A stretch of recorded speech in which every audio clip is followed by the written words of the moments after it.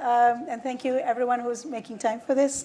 We're going to be talking about transforming lives by transforming our homes. So now we know that healthy homes are essential to a good life, to the start, to the middle, and to the later, healthier, longer years. We also know that we have a poorly performing housing stock and the need to deliver much more. We're in a really positive space, I feel, because the government has an ambition to do something about housing, has put housing at the front and center of its agenda. However, housing is often viewed as a silo within the built environment value chain. And if we're going to rise to the government's ambition in addressing our current housing challenges by unleashing innovation, we need to think about housing as a network of materials and ecosystems. And this session explores just how we do that. And to take on this grand challenge, if you like, I have with me four esteemed speakers. I have Jamie Bartley, who is CEO of Unyte Group, Rob Chesworth, who is Director of Strategic Land at the Crown Estate, Patricia Brown, who is Director at Central and a thought leader on place, and Professor Judith Phillips, OBE from the University of Stirling. And to introduce myself, I'm Rachna Leveque, and I lead on housing innovation at the Catapult. So I'm going to start us off with an opening question. What are some of the key areas from your widely diverse perspectives in which we need to innovate to transform our homes? And particularly, how can transforming our homes transform our lives? Can I go to Judith, and then we go this way? Okay, thank you very much. Thank you, Rachna. So I'm going to talk about age inclusivity. As we know, we've got an ageing population, which is very diverse. And as we age, our housing needs change. And this is really important to recognise that, because the suitability of our homes and good housing stock so that people can actually move and go to the right place, the right home, is crucial for maintaining good health and well-being, and a whole range of other things, of course. So I think the focus really should be, in terms of innovative transformations, looking at the design of homes, how we can make them very age inclusive, and also we're not just designing for old age, we're designing across the life course so people can actually remain in their own homes, and age in place, which is a policy statement that's been around for a long time, or give people the choice to move. And this is a huge challenge, but of course it's also an opportunity for the building industry, the housing sector, and it can actually meet the government's 1.5 million homes if we really think about designing for later life. And I can cite a few examples, but I'll hold back so we can ask other people. Of course, Jamie. Thanks, Judith. I mean, to follow on from that, really, I think from our perspective, it's about trying to incorporate bio-based materials into the built environment, into construction materials. If we do that, we're locking up biogenic carbon into those buildings. They also often perform better. The breathability is often better. So therefore, you're improving the indoor air quality, reducing the risk of black mold and respiratory illnesses that can cause. And I think also from a more holistic perspective as well, far more circular if we're looking at bio-based, because we can deconstruct and reconstruct or recycle a lot easier than a lot of the conventional materials. So I think a shift towards incorporating more bio-based materials as a whole, both for new build and for retrofit, would have a positive impact on the well-being of the occupants, reducing fuel bills as well potentially, and also improving the indoor air quality with regards to not having SVOCs and VOCs that are going to be coming off-gassing from different petrochemical type products. And on that, the Unyte Group, you work particularly with hemp and hemp-based materials. Yeah, absolutely. Yeah, hempcrete is one of our core focuses, and hemp insulation, yes. Both of them perform really well. Yeah. Patricia. Thank you very much. I'm going to be slightly cynical to start with, which is, I think one of the previous speakers talked about one of the biggest innovations we could possibly have to transform our homes, which is power. Because at the moment, you know, the country is absolutely crippled, and the development community is absolutely crippled with trying to get the right amount of power to development. So, but I say that. Only partially lightly, because it's absolutely important. But what I would like to focus on is not so much the innovation of technology and technological thinking inside the homes, but really about the place-based experience that we have around our homes and our neighbourhoods. So the people that Judith is talking about in an all-age inclusive society feels as though it's a frictionless environment, to use the jargon, outside their homes. And what we have now, and I know I'm probably going out on a limb saying this amongst technical innovators and digital innovators, is a market-led solution to many of what we think are urban innovations, rather than a sort of a people-focused solution to urban innovation. And many of the things that are disrupting society at the moment and bringing positive gains for some are actually bringing considerable concerns for other people in terms of how they live their lives. If your pavement is permanently blocked with Lime bikes, for example, that is a problem. If you cannot, if utilities are not innovating and constantly digging up the roads rather than actually using innovation to be smarter about that. I've had my water meter changed three times in the past 18 months for some reason. And that brings considerable disruption to our lived lives. So for me, it's really understanding the lived lives of the people within those homes and thinking about how we work in partnership in order to create an environment that enhances our lives, not screws it up by innovation. Thank you. Rob, over to you. Thank you for having me. I think I'm in danger of sounding somewhat esoteric compared to the other panellists, but we sort of start at the macro level. I think there's a big opportunity to just think about housing in the UK differently, and you prompted with your opening remarks, sort of housing is viewed as a silo. Housing is a massive vehicle for economic growth. It's a huge opportunity for regeneration, for social and economic improvement. But it's also dead hard, and we simply make it harder. It requires significant infrastructure investment, highways, power, education, health. There's not a huge amount of diversity in the UK's housing stock. There's a sort of homogeneity that doesn't support better outcomes. There's not a huge amount of alignment of incentives between the private sector, communities, and public bodies. And look, there's a whole raft of stuff wrapped up in that, right? Whether those are policy changes or regulatory changes or business model innovations. But it isn't like if you don't look to the continent or look overseas, there aren't examples of housing being delivered well and being delivered differently. And so I think it's incumbent on us to think about, how each of us, and I think, I've got a couple of examples of what we're doing at the Crown Estate, how each of us can try and drive that change at different levels. So we're talking about age inclusion, inclusiveness for different populations, also kind of taking a people-centered and user-centered approach rather than a market-centered approach, and thinking about housing differently. And if it's okay, Rob, I'm going to press you a little bit on that. How do we do that in terms of kind of what are some of the ways that the Crown Estate is doing that? And what are the challenges that you're finding in doing it faster and at scale? Well, maybe extending the sort of the top level theme, and then I'll give some specific examples. One of the things I think we are well placed to do is to bring together public and private actors. And so on some of our bigger schemes, if we can help get statutory consultees, local authorities, county councils, or soon to be unitary authorities, we can bring all those people together. That's not unique to us, but we're well placed to do that. You can start to think about housing as complex regeneration and significant infrastructure investment with all of the concomitant social and economic benefits that come from it, rather than just urban extensions or phased delivery of housing projects. And that's one thing. And I don't know, as I said, I don't know that that's unique, but it's certainly a perspective that I think, given the Crown Estate's long-term investment horizon and that we can sit between the public and private sector, that we're relatively well placed to take. And then on a smaller scale, we've got 3 projects in the market now and they're really small, sort of 50, 60 and 80 units respectively, where I guess we see innovation for the sake of these three projects at least two ways. One is looking to test a broader diversity of products and tenures. So it's nothing novel about intermediate or discounted rent, but it's not prevalent here, so we're going to have a go at that.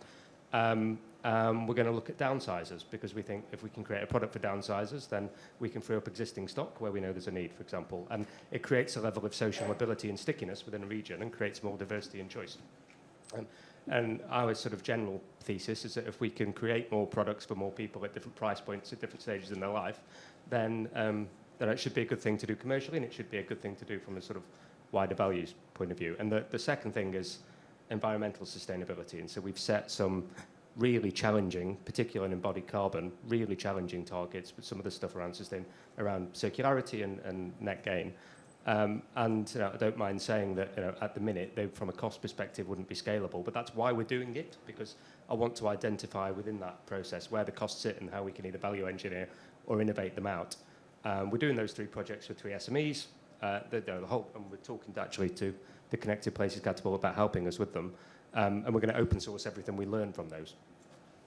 Yeah, so I'm going to pick up on your point now on bringing people together, because Patricia, I know you've had a big role in terms of exactly that, kind of bringing industry with people and the market. So could you talk a little bit about that? Thank you very much. I ran once upon a time something called Central London Partnership, which brought together the public and private sector to do things to improve London, both economically and physically in the built environment.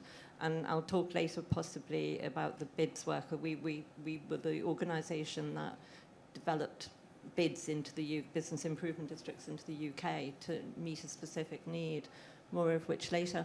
But partnerships are absolutely fundamental on this, whether, there's more I will say later, but just in brief, what Rob was talking about was about something at scale and with the Crown Estate as being that facilitator, and he wasn't claiming, as you heard, he wasn't claiming the moral high ground on this.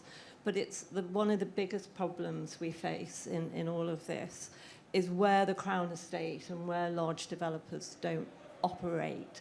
And, you go outside of major schemes, whether it's in London or Manchester, and you've got SME house builders who really struggle with the skills that they need. And they're not bad people. They don't get up in the morning thinking they want to make people bad buildings and screw up people's lives. But they simply don't have the necessary knowledge or the thinking. And with the lack of capacity in local authorities, and everybody likes to have a downer on planning, but actually if we had the right capacity within planning, and planning went back to the original purpose, and had the time to think strategically and tactically and granularly about place rather than just say yes and no, then that would be really critical in achieving what we're trying to achieve and what Rob has talked about. So facilitation, collaboration, partnerships, but you need that fire starter in the room. Yeah, thank you. Any comments from Rob, particularly on the SME house builder element from you? I mean, look, as I said, we've got three. We're working with three SMEs now. I think we've learned more from them so far than they've learned from us, to be honest. We've picked three people who think about sustainability the way that we're trying to. So I think that helps. There's a sort of a fundamental alignment of values and interests at the outset. Maybe one thing I'd say is we've tried to create. I sort of talked a bit about business model innovation in my opening remarks. We've tried to create a commercial structure around these three deals that helps an SME sustain their running costs, but pushes all of the incentives into delivery against project objectives. So we are completely aligned around delivery of a product that they want to deliver and we want to deliver. And so we hope that they can. There's enough in it for them to run their business through planning and into delivery, but ultimately it's successful delivery against those objectives. And I should say, we're not trying to deliver carbon targets for the sake of delivering carbon targets, much as that's important. We're doing it because we think it can have an impact on affordability. And so all of the profit for the SME is really sits in the successful delivery against those objectives. And so I think we found an aligned incentive structure, but that's another part of the process, to be honest. Like, there'll be bits of that we haven't got right, and we'll refine it for next time around. Yeah.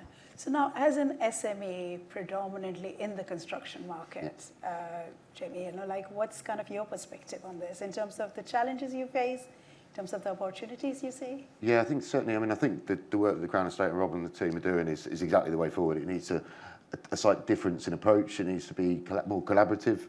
I mean, from our perspective at Unyte, we're very open to partnership working, data sharing. We're not trying to do it all. If we can accelerate someone else's journey with work or research we've done, we're happy to do that. But I think really it's about collaborative working. And again, the commercial point and the structure needs to be supportive.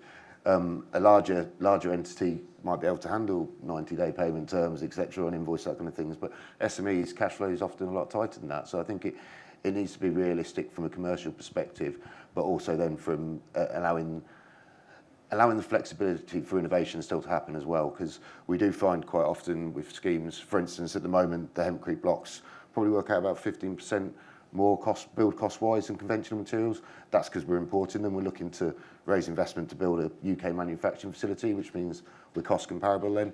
But quite often we'll get told, yes, we want to do something green and sustainable, but then it will get to a value engineering stage, and unfortunately a QS will say, well, I can save 15% there, and it gets removed. So I think also if we look from the perspective of also the inhabitants and how it's going to benefit them, because those cost savings or increase in costs in the build time massively absorbed by the reduction in energy needs for heating and cooling in the properties. So there is a win there if we reframe it slightly differently. Yeah, thank you. And just Judith, you've advised the government's housing task force in the last year and ran kind of multi-year research challenges in this area. What does the government need to do, if I might ask you that?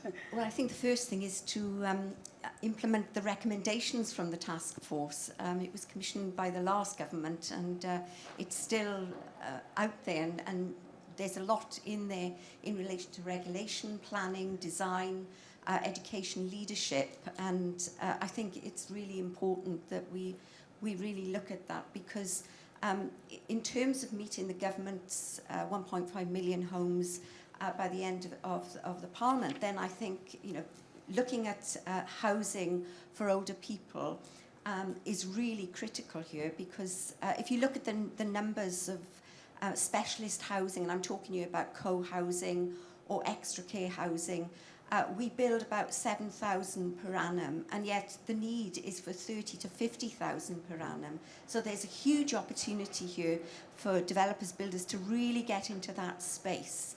I think one of the challenges is also that, of course, we're all aging, but how many of us really think about, well, where am I going to be when I grow older, and what do I need? And I think we bury it. We don't really think too much about it, but it's really important to have that life course perspective.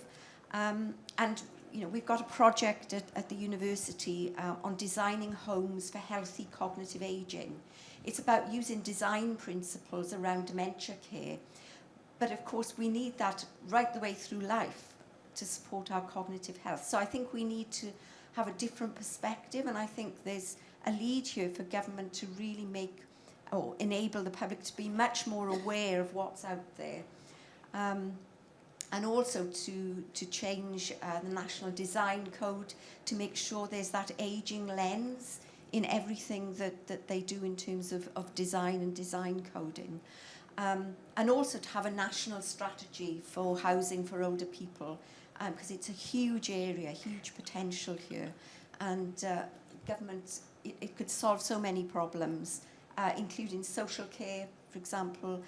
We know that trips and falls at home often lead to hospital admissions. People are stuck in hospital, they can't come out because of social care. And what we've done, we're having this discussion with government around social care. It's about the integration of health and social care, and we're missing out that housing dimension. So I think there's lots of things where we could be raising awareness through government discussions and so forth, but also through regulations and guides as well. So yeah, this was going to be, you've almost trumped my next question, which was going to be between kind of, volume house building, some of the progressive initiatives that the Crown Estate are taking, the micro kind of, the SME innovator side. How do we bring this together? What are some of the immediate and mid-term steps that we can take to join up? So. Yeah. Well, I think one of the main things is I really like the government's focus on mission, so excuse me for really pushing this, but I think we need a mission approach to this. We need different sectors, different disciplines. We as researchers are trying to work with environmental scientists, so we're not just looking at age sustainability across the life course, but also environmental sustainability and bringing these together. And I think we need more of this with different sectors and partners, and academics working with business, which is not always the case, particularly from some aspects of academia. So I think we need much more joined up with a mission or a focus. And I think that's one way to look at this through a mission approach. I am just conscious of time, so get your questions ready. I would like to fit some questions in, but Rob, you wanted to come in perhaps? And then perhaps Jamie and Patricia. I mean, I agree with everything Judith just said, and so I won't repeat it. I think the housing is a vehicle for economic growth and social mobility. It's a vehicle for health prevention, and we ought to start thinking about it like that. I think at a micro level, I suppose I sort of started this job a couple of years ago, and I think I thought innovation was like widgets, but actually, like mostly what I've learned so far, I think, is innovations like perseverance and resilience and like hard work. And Pat talked a bit about inclusive design. We're 50% of a garden community project at Hemel Hempstead, and we've run a series of inclusive design sessions, thinking about designing for the elderly, thinking about designing for single parents. Like, none of that is like really difficult. It's just thoughtful, and it's quite difficult, and it has program impacts and cost impacts, and you've got to make sure you've got the right people around the table, and you inevitably always miss something, and then you get frustrated that you miss something, and you try hard to do inclusive engagement, but then you reflect on it and think, it's a constant process of iterative improvement. But there's nothing in there that has never been done before. It's just thoughtful and time-consuming, and you need some resilience. And I think we can all do stuff like that at different scales, right?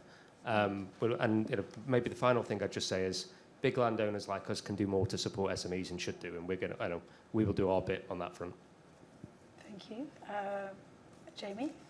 I think probably, and it's been summed up really well, to be fair. The bit I'd add is really around sort of procurement of materials and that sort of things. I think we miss a major trick when we're not looking at embodied carbon at procurement stage.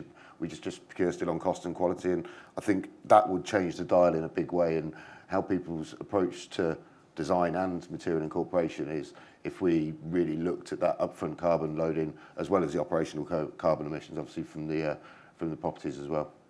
So to clarify, that's what counts for that 15% you mentioned earlier in terms of cost effectiveness and not getting value engineered? Yes, yeah, absolutely, yeah. Yeah, I think that would certainly shift the dial away from the value engineering that we see, which is still mainly focused on the profit side. Yeah. Tricia, how value engineering is a problem in terms of the quality of build and design, and there's a real issue. But that takes us really to the need for common cause. And I've spent a lot of my working life working with people's enlightened self-interest. I referred to the BIDS work earlier.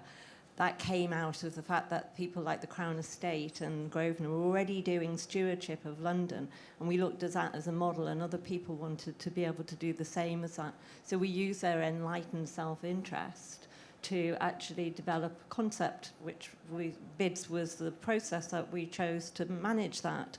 And so that sense of shared endeavour.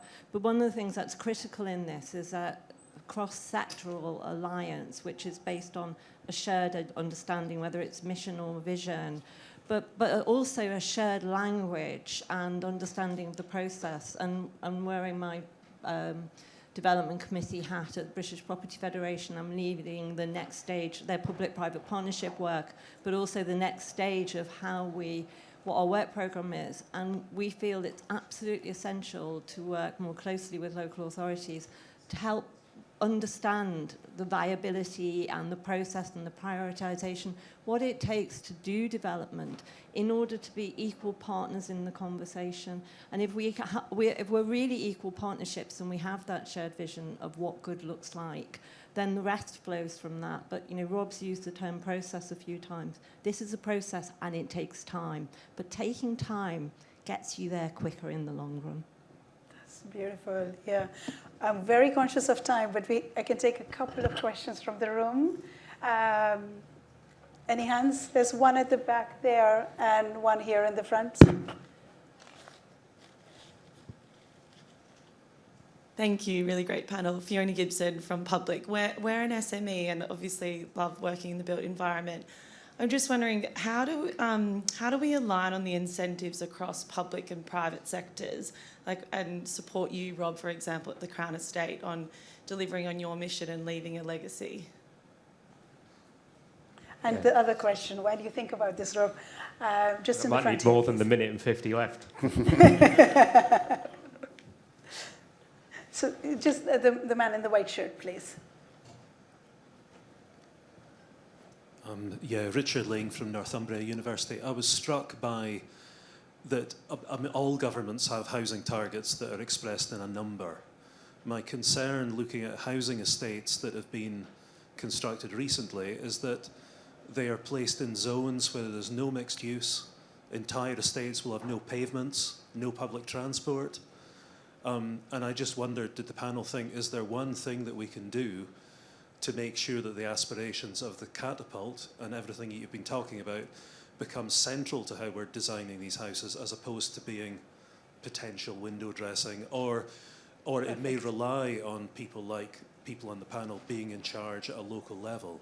You know, is there something we can do to kind of make it more central to what we're trying to achieve? Yes, sorry, I've probably asked the question. Yes, thank you very much. Rob, and then anyone else who wants to answer the second one. Does anybody else want to have a go? Or? I'll go on the white shirt. All right, well, I might try and tie the two together, because I think we've got agency over some of this, and some of this is general observation. So I agree with what you said, and housing targets are expressed in numbers, so are jobs targets generally, and so ultimately regulation bites and incentives work, and so baking in, somebody else on the panel talked about design codes, I think preferential treatment, accelerated planning treatment, preferential treatment on loans and grants, all of those things will drive different decisions and business model innovation. So that's one area, I think, of alignment around incentives. The other one, I think, is, enlightened self-interest. Right? There are landowners out there who are seeking to achieve different things or think about value in a broader way. We'd be one, but we're not the only one. And landowners like that are interested in working with SMEs and then thinking about value and commercial structures in new and enterprising ways. It's just quite difficult, right? And it requires both parties to take a view, but it's not beyond the wit of anybody to do that, I think. Yeah, so we've just gone over time. I'd please welcome you to give the panelists a round of applause, and please come and speak to us at the end.